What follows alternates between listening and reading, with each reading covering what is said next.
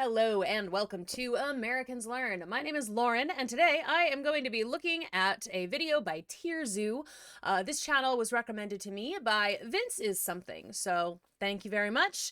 I'm looking forward to checking some of these videos out. They seem like they're going to be a lot of fun. I'm guessing it's like I'm not going to guess. I was going to try and guess based on the fact that he's calling it tier and zoo, so animals and like ranking them, but you know what? I'm not gonna make any guesses. I don't know. I am looking forward to finding out if humans are in fact OP. I do appreciate the meme of like the humans are space orcs. Like, I don't know if y'all have seen that. If you want to talk about that, we can. We have a Discord, or I can just talk more about it in other videos. But let's find out. Are humans OP?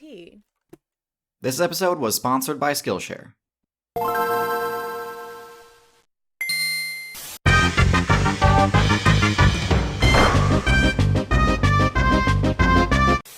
Human beings. Are they as overpowered as the game's community would lead you to believe? Short answer, yeah. They're the most meta-defining build of all time, and the undisputed top build in the current expansion. But believe it or not, this wasn't always the case. Humans used to get bodied left and right on a daily basis by other players. And it took a pretty long time before the player base learned how to actually make use of the human build's unique abilities. The story of the humans' rise to dominance is a really interesting one. And so today, we're going to do an in-depth look at the humans' abilities, their strengths, and their weaknesses. We're going to do an in-depth look in 8 minutes. Let's do it. Because yes, they do have weaknesses. We'll also go over notable matchups, and finally look at the steps human players took in order to reach their dominant status. First, their unique abilities.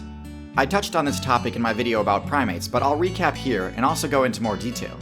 First off the bat, we have their ability to throw things. Other builds can throw things, but humans can do so harder, faster, and further than anyone else. I had heard about that, like, and with proper aim too, in a way that other primates cannot quite do. Like, you know, we can throw things in a way with purpose and intent and hit the target we're trying to hit more often than not. I say more often than not, because not all of us are very good at throwing things. The reason for this is their body structure. Bipedal builds are tough to balance, both in the game development sense and the center of mass sense. Throwing an item with any real force behind it requires serious balance, achieved only by having shorter arms and longer legs. This is why humans can launch projectiles at deadly speeds, whereas other primates kinda just lob things without putting much effort into it. If they tried to, they would knock themselves over. Even if chimpanzees could figure out how to craft a spear, there's no way they could throw it hard enough to deal any significant damage. Next, their stamina regeneration. Humans can chase down anything. If you try to run from a human, you might outspeed them initially, but you'll run out of stamina much sooner than they will. Yep, that's the resistant, what's it called, resistance? It's where you can just, like, walk forever, and, like, then you just keep showing up. Humans are nature's it follows monster. And they'll catch up to you while you're in your weakened state. This is partially because of their superior balance again, but mostly it's because of the human build's unique choice to not spec into fur.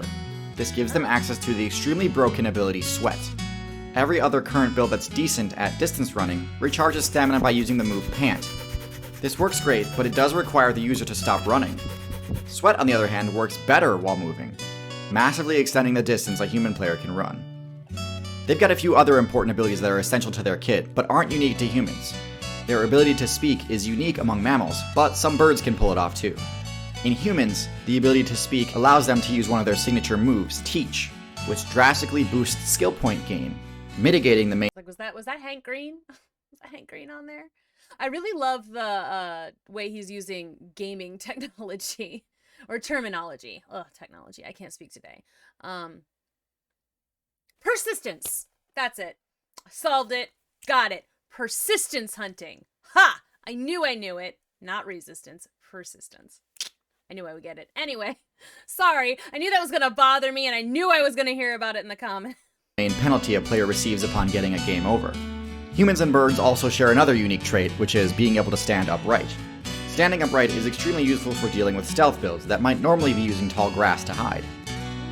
Tool use also might be thought of as a human-exclusive move, and it certainly is the most effective at humans. But it turns out a pretty wide array of other builds can also do it. Birds, primates, cephalopods, and even fish can use tools on occasion.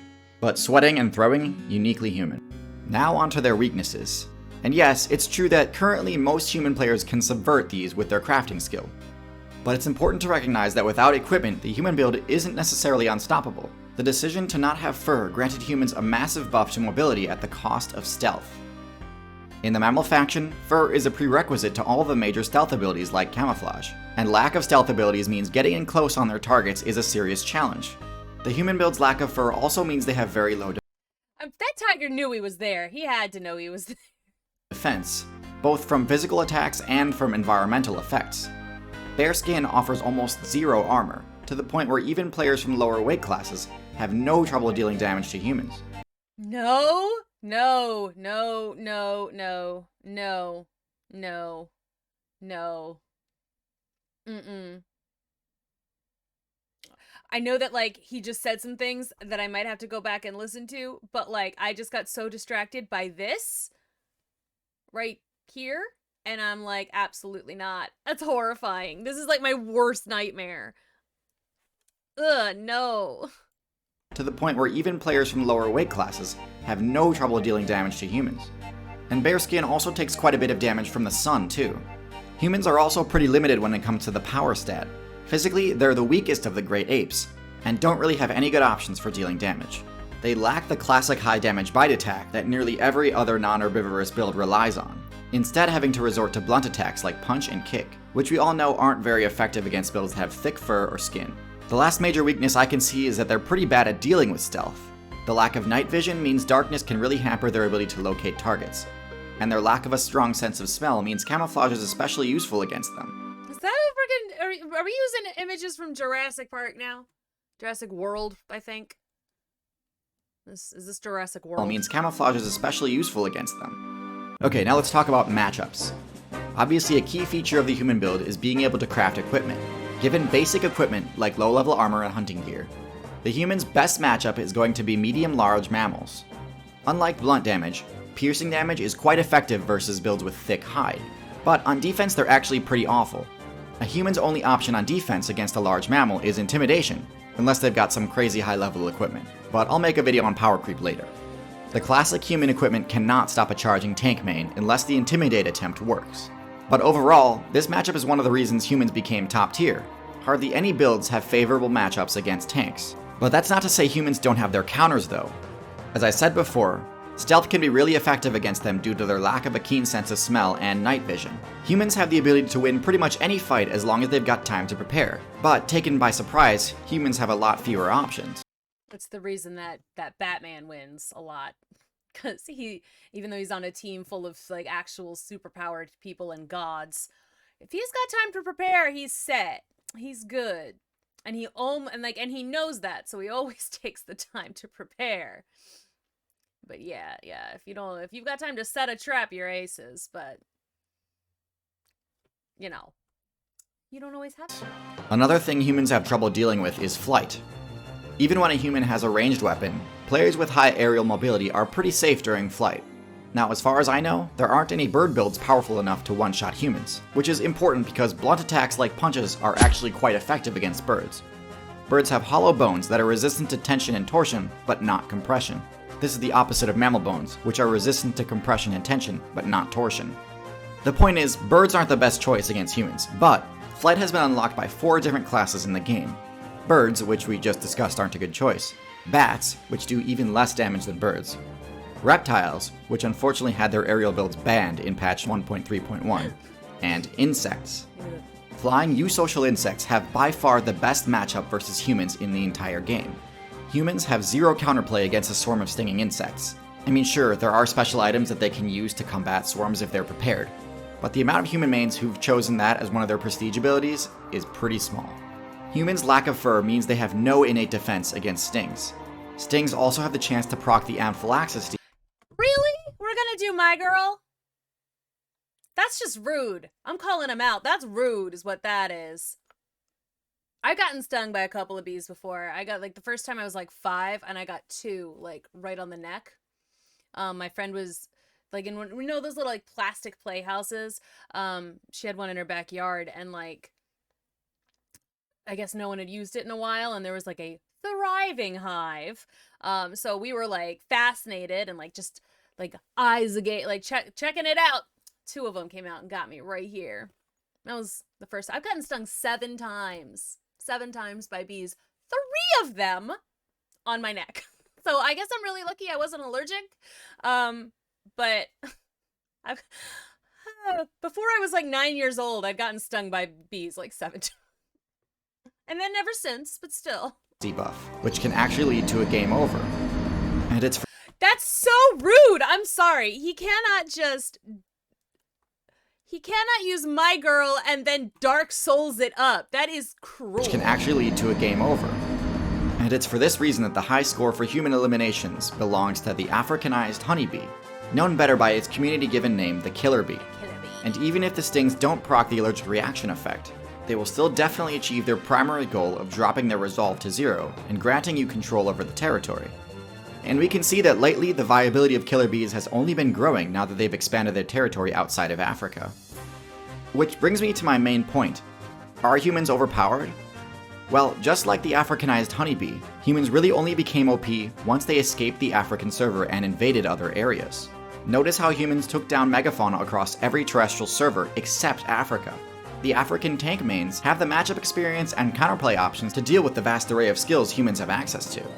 But the rest of the community was totally unprepared to deal with the rapid invasion of new human mains invading their competitive scene. In other words, the devs could have prevented the massive destabilization of the current meta if they'd region-locked humans. It's just like it's so funny the gaming the devs could have done this. Hear that, God? Like, I don't know. It's just very much tickles me. The gaming references and like how he's like because it does make sense. Like it makes perfect sense. And I'm like it's a brilliant way to describe, you know, how things are going. I love it. Very, very smart. Staying competitive in the meta requires a good player constantly be leveling up their skills. There's no better example of this than the rapid rise to dominance that humans experienced. If you'd like to level up your own skills and unlock new ones, I highly recommend Skillshare. Skillshare is an online learning community with over 20,000 classes in design, business, technology, and more. Premium membership gives you unlimited access to high-quality courses on must-know topics, so you can improve your skills, unlock new opportunities, and do the work you love. I especially love their course on motion graphics, which is taught by the folks behind In a Nutshell. Join the millions of students already learning on Skillshare today with the special offer that's just for my subscribers. You can try Skillshare for free for 2 months by using the link in the description, or go to skl.sh/tierzoo3. Act now for the special offer and start learning today. And special thanks to my patrons on Patreon. If you'd like to see more from me, my Patreon and social media are in the description. This episode... Shh, we're not doing that. We hit the wrong button is what we did just there. My bad. But yes, no, that was fun. I enjoyed that. So thank you very much for recommending that to me. Vince is something. That was good. I had fun. I hope that you all did too. And I'll plan on watching some more of this. He was good, and again, I really like the way that he explained things. Also, like I said, I really do enjoy the human, like the little, I don't know if it's a meme, but it's like all the little stories that go around of like from an alien's perspective and humans just being absolutely buck wild. Just like, you know, their ability to keep going after they break a bone, and like our like penchant for just constantly imbibing poison and for fun. You know, like alcohol or spice or mint or like pepper, like all of the things that we do to like it's like it's poison, it's all poison. And we were just like, let's do it for fun. So I appreciate that. I do think that's very funny. Like that whole like segment of all the stories told there. If you've got good ones, if you've got good humans or space orc stories, like tell me. They're fun. I really, really enjoy them. And if you want to see them, if you want to know some, I will absolutely link some for you guys as well. I'll probably do it in the Discord if people want to see it. So, I had fun. Thank you very much, Vince, is something for recommending it to me. I hope to see more in the future. And if you have anything that you would like me to react to, let me know in the comments. And something will tell you, I'll do it. So thanks again. If you liked the video, make sure you give us a big thumbs up. Make sure you hit the little bell, the notification, that will let you know when we're putting out new videos. We have a lot of other stuff on this channel. We've got music, we've got history, we've got comedy. We got lots of stuff that we look at here on Americans Learn. And then if there's anything you would like us to branch out into, you have to let us know. We also have a link to our Discord in the description box below, as well as our other two channels, Chicago Reacts and Chicago Reacts Anime.